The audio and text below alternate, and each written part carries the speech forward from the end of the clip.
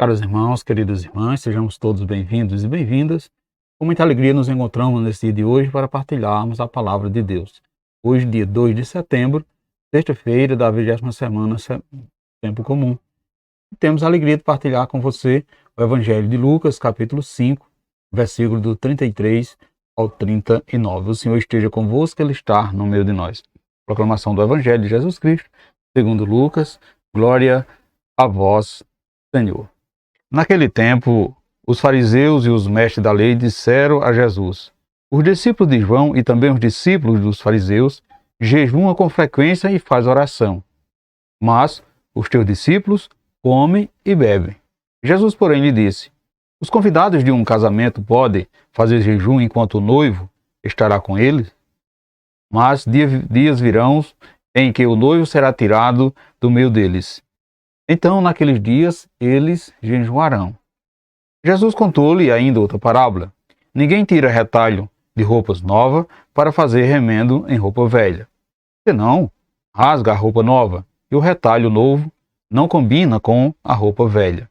Ninguém coloca vinho novo em odres velhos, porque senão o vinho novo arrebenta os odres velhos e derrama, e os odres se perdem.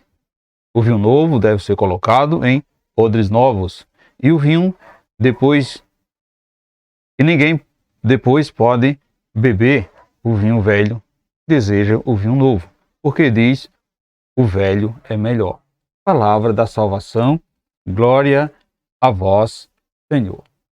Caros irmãos, queridas irmãs, o jejum caracterizava o tempo de espera, mas esse tempo já terminou. Chegou a hora da festa do casamento, isto é, da nova e alegre relação entre Deus e os homens.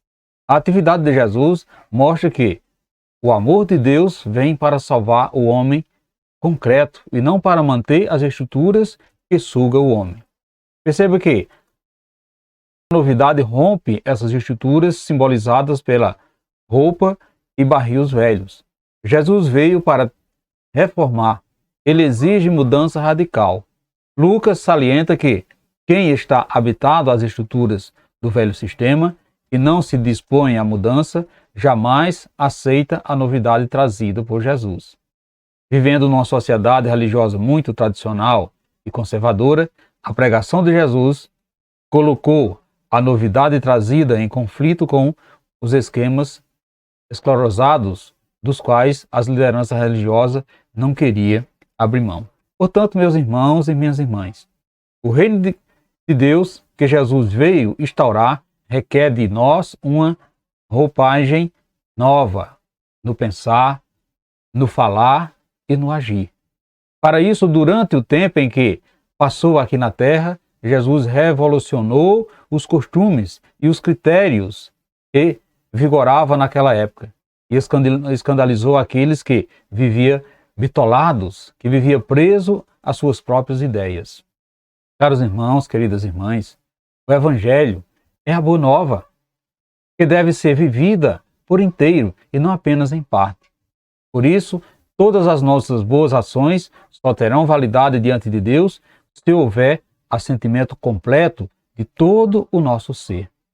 Com efeito, nessa passagem, Jesus nos ensina que não nos adianta tapar buraco nem colocar emendas no nosso modo de pensar e de agir, usando apenas alguns preceitos do seu Evangelho. O homem completo é corpo, alma e espírito. Por essa razão, as nossas ações precisam estar em consonância com o nosso ser total. Meus irmãos e minhas irmãs, diante de Deus, todos os nossos atos terão um valor proporcional ao que o nosso coração lhe confere. O ato de fazer apenas por fazer não nos edificará, nem nos ajudará na caminhada para Deus. Jesus nos propõe o fazer de coração, uma sugestão coerente com a essência do nosso ser. O odre e a roupa significam a nossa mentalidade e a maneira com que acolhemos as observâncias que Deus nos propõe por meio da sua palavra e dos seus mandamentos. Caríssimos irmãos e irmãs, a maneira como encaramos os fatos da nossa vida e a mentalidade com a qual acolhemos as propostas de Deus nos darão a garantia para que as nossas ações diante do Senhor tenham validade. O que é novo não cabe na mentalidade antiga. Precisamos de um espírito aberto para acolher as novidades do Evangelho e viver segundo os mandamentos de Deus. Pelo contrário, caros irmãos e irmãs, não daremos frutos. Portanto, o jejum e o sacrifício que fizemos não têm um valor absoluto. O que realmente tem valor são o motivo e a finalidade pelo qual nos sacrificamos. Quando o noivo está perto, nós estamos alegres e precisamos extravasar a nossa felicidade. Portanto, não há razão para sacrifício.